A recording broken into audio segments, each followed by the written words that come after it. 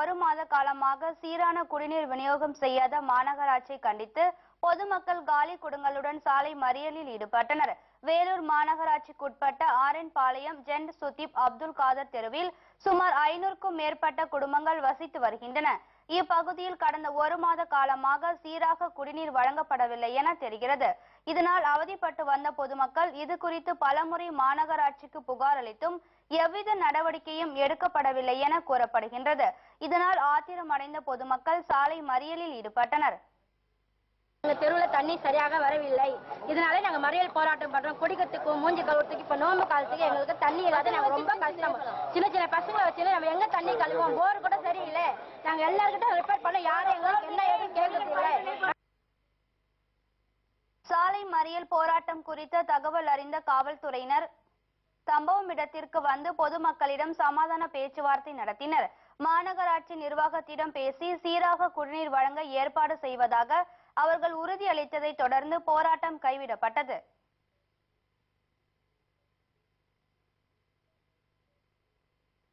பால் விலை உயர்த்தப்படக்கூடும் என்ற அச்சம் தமிழக மக்களை வாட்டி வதைத்து வரும் நிலையில் பேருந்து கட்டணத்தை மீண்டும் கணிசமாக உயர்த்த தமிழக அரசு திட்டமிட்டுள்ளதாக தகவல் வெளியாகியுள்ளது. இது குறித்து நமது செய்தியாளர் ஜெயகிருஷ்ணன் தரும் தகவலை தற்போது கேட்கலாம். அதிக சுமை ஏற்றி ஆனந்தம் காணும் அதிமுக அரசு கடந்த சட்டசேவை தேர்தல் முடிந்தவுடனே பால், மின்சாரம் மற்றும் பேருந்து கட்டணத்தை உயர்த்தினால் இதற்கு மக்கள் இதில் மிகப்பெரிய எதிர்ப்பு இருந்தாலும் கூட அதை கண்டுகொள்ளாத அரசு பல்வேறு விஷயங்களில் விலைவாசி உயர்வை ஏற்றினார்கள். இதே போல கடந்த நாடாளுமன்ற தேர்தலில் 37 இடங்களை தங்களுக்கு பெற்று தந்த மக்களுக்கு என்ன பரிசு தருவது என்று அதிமுக அரசு சிந்தித்து இப்பொழுது பாலுக்கு லிட்டருக்கு 6 ரூபாய் ஏற்றுவது என்றும் பேருந்து விலைவாசி உயர்த்துவது என்றும் முடிவு செய்திருக்கிறார்கள். இதற்கான கூட்டம் கூட நடைபெற்றுக் கொண்டிருக்கின்றது. இதற்கான பல்வேறு காரணங்கள் சொன்னாலும் கூட அதிமுக அரசு இந்த சலுகை மக்களுக்கு தராமல் விலைவாசி உயர்வை மட்டுமே சிந்தித்துக் கொண்டிருக்கின்றார்கள். மக்கள் மீது எப்படியெல்லாம் சுமை ஏற்ற வேண்டும், அவர்களிடம் எப்படியெல்லாம் சுரண்டி பணத்தை பெற வேண்டும் என்று அதிமுக அரசு முடிவாக இருக்கிறது. உதாரணம் பார்த்தா இன்று அதுக்கான கூட்டம் நடைபெற்றுக் கொண்டிருக்கிறது. அதாவது பேருந்துக்கான விலைவாசி ஏற்றுவதற்கான கூட்டம் நடைபெற்றுக் கொண்டிருக்கிறது. போக்குவரத்துறை அமைச்சர் செந்தில் பாலாஜி மற்றும் அத்துறை செயலாளர் இந்த கூட்டத்தில் கலந்து கொண்டிருக்கின்றார்கள். எத்தனை பைசா இதில் உயர்த்த வேண்டும் அல்லது ரூபாயில் ஏற்ற வேண்டுமா என்று இந்த கூட்டம் நடந்து கொண்டிருக்கிறது. மிக விரைவிலே மக்கள் மீது பாலுக்கு லிட்டர் 8 ரூபாய் என்றும் பஸ்ஸுக்கு பயணச்சீட்டு தொகையும் ஏற்றப்படும் என்று எதிர்பார்க்கப்படுகிறது.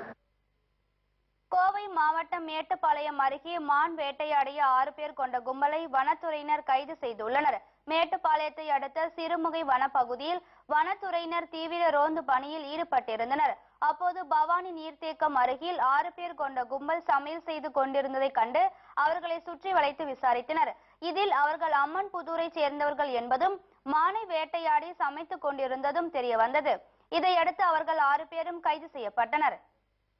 பவானி சாகர் டேம் பின்புற பகுதியில் நீர்பிடிப்பு பகுதி அருகில் வனப்பகுதியை ஒட்டி 6 பேர் மான்கறியை எடுத்து சமையல் செய்து சாப்பிட்டுக் கொண்டிருப்பது எங்களால் சுற்றி வளைக்கப்பட்டு அவர்கள் கைது செய்யப்பட்டு அவர்கள் மீது வனவிலங்கு பாதுகாப்பு சட்டப்படி வழக்கு தொடரப்பட்டுள்ளது. மேலும் இதுபோன்று வனப்பகுதியில் அத்துமீறி நுழைந்து வனவிலங்கு குற்ற செயல்களில் ஈடுபடும் மீது வனவிலங்கு பாதுகாப்பு சட்டப்படி நடவடிக்கை எடுக்கப்படும் என்பதை தெரிவித்துள்ளது.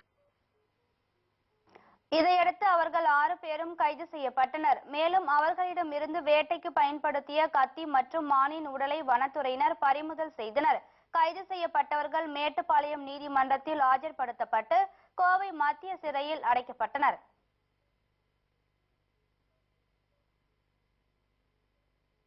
மதுரை மாவட்டம் வாடிப்பட்டி அருகே தனியார் பள்ளி பேருந்து கவிழ்ந்து விபத்துக்குள்ளானதில் 18 மாணவ மாணவிகள் காயமடைந்தனர். வாடிப்பட்டியில் இயங்கி வரும் தனியார் பள்ளியின் பேருந்து சுற்று வட்டார பகுதிகளில் இருந்து மாணவ மாணவிகளை ஏற்றிக்கொண்டு சென்று கொண்டிருந்தது. அப்போது ஐயங்கோட்டை அருகே எதிரே வந்த அரசு பேருந்துக்கு வழிவிட முயன்ற போது தனியார் பள்ளி பேருந்து நிலை தடுமாறி சாலையோர பள்ளத்தில் கவிழ்ந்தது. இதில் காயமடைந்த 18 மாணவ மாணவிகள் உடனடியாக மதுரை அரசு ராஜாஜி மருத்துவமனைக்கு கொண்டு செல்லப்பட்டனர். எல்லாமே மைனர் இன்ஜுரிஸ் தான், லேசான காயங்கள் தான். அத்தனை குழந்தைகளையும் இங்க மதுரை ராஜாஜி மருத்துவமனையில் காயம்பட்ட குழந்தைகள் எல்லாத்தையும் இங்கே அனுமதிக்கப்பட்டு அவங்களுக்கு நல்ல ட்ரீட்மெண்ட் கொடுத்துருக்கோம். யாருக்கும் எந்த விதமான பயப்படக்கூடிய ஒன்றுமே இல்லை. எல்லாமே லேசான காயங்கள். டாக்டர்ஸோட ஒப்பீனியன் படி 1 or 2 days தகவல் அறிந்த மாவட்ட ஆட்சியர் சுப்பிரமணியம் மருத்துவமனையில் சிகிச்சை பெற்று வரும் மாணவ மாணவிகளை நேரில் சந்தித்து ஆறுதல் கூறினார். தனியார் பள்ளி வாகனங்கள் மீண்டும் ஒருமுறை ஆய்வு செய்யப்படும் என்று அப்போது அவர் தெரிவித்தார். இந்த விபத்து குறித்து தகவல் பரவி பெற்றோர்கள் மருத்துவமனை முன் குவிந்ததால் ராஜாஜி மருத்துவமனை வளாகத்தில் சில மணி நேரம் பரபரப்பு நிலவியது.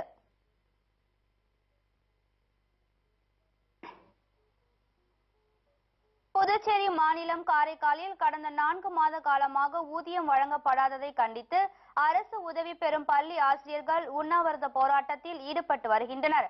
புதுச்சேரி மாநிலத்தில் அரசு உதவி பெறும் பள்ளிகள் 32 உள்ளன. இங்கு பணிபுரியும் ஆசிரியர்களுக்கு அரசு நிதி உதவியுடன் பள்ளி நிர்வாகம் ஊதியம் வழங்கி வருகின்றது. இந்நிலையில் ஓய்வு பெற்ற ஆசிரியர்களுக்கு பள்ளி நிர்வாகங்கள் வழங்க வேண்டிய 5% நிதியை அரசுக்கு செலுத்தவில்லை என்று கூறப்படுகின்றது. இதனால் அரசு உதவி பெறும் 17 பள்ளிகளுக்கு உதவித்தொகை வழங்குவதை புதுச்சேரி அரசு நிறுத்திவிட்டதாக தெரிகிறது.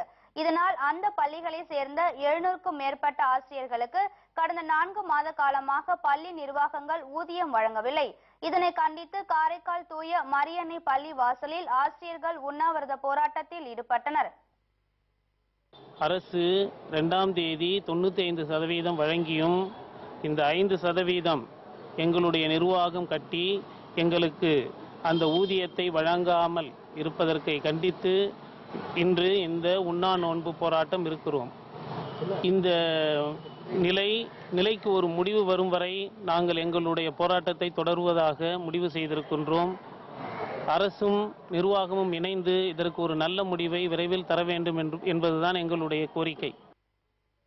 புதுச்சேரி அரசும் பள்ளி நிர்வாகங்களும் உடனடியாக ஊதியம் வழங்க நடவடிக்கை எடுக்க வேண்டும் என்று ஆசிரியர்கள் வலியுறுத்தியுள்ளனர்.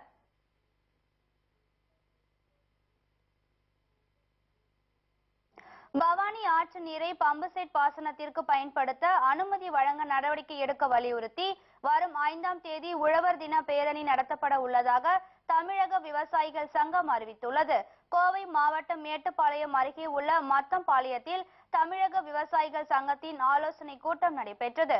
கூட்டத்திற்கு பின்னர் பேசிய அச்சங்கத்தின் மாநில தலைவர் சிவசாமி, பவானி ஆற்று நீரினை ஆதாரமாக கொண்டு விவசாயம் செய்து வரும் விவசாயிகளுக்கு ஆற்று நீரை பம்பு செட்டுகள் மூலம் எடுத்து பாசனத்திற்கு உபயோகப்படுத்த அனுமதி வழங்க அரசு நடவடிக்கை எடுக்க வேண்டும் என கேட்டுக்கொண்டார்.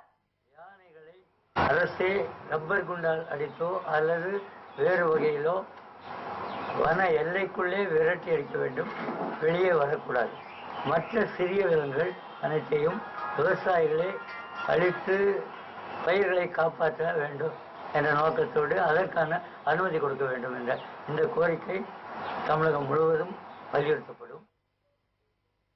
கரும்புக்கான கொள்முதல் விலையை உயர்த்த வேண்டும். மேற்கு தொடர்ச்சி மலையில் விவசாய நிலங்களை சேதப்படுத்தி வரும் வனவிலங்கினை ரப்பர் குண்டுகளால் சுட்டு விரட்ட அனுமதி என்பன உள்ளிட்ட பல்வேறு கோரிக்கைகளை வலியுறுத்தி வரும் ஜூலை 5ஆம் தேதி மாநிலம் முழுவதும் உழவர் தின பேரணி நடத்தப்பட உள்ளதாகவும் அவர் தெரிவித்தார்.